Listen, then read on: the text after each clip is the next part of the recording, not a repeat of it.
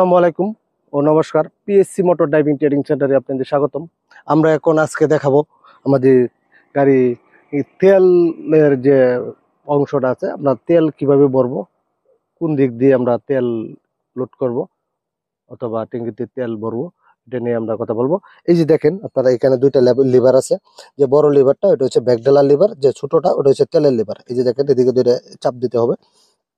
এই যে এদিকে চাপ দিতে হবে।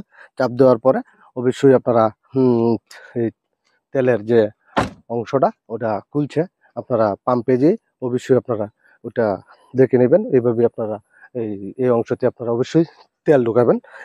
এই যে দেখেন, এটা অবশ্যই গাড়ি বাম পাশে দিয়ে থাকবে, ডাইন পাশে তো থাকে কিন্তু কম, বাম পাশে দিয়ে বেশি থাকে। এই যে আপনারা দেখেন যে মক্কাগুলা, এটা তারপরে এদিকে একটু চাপ দিতে হবে। চাপ দিলে এই যে দেখেন, ওটা হচ্ছে তেলের মক্কা।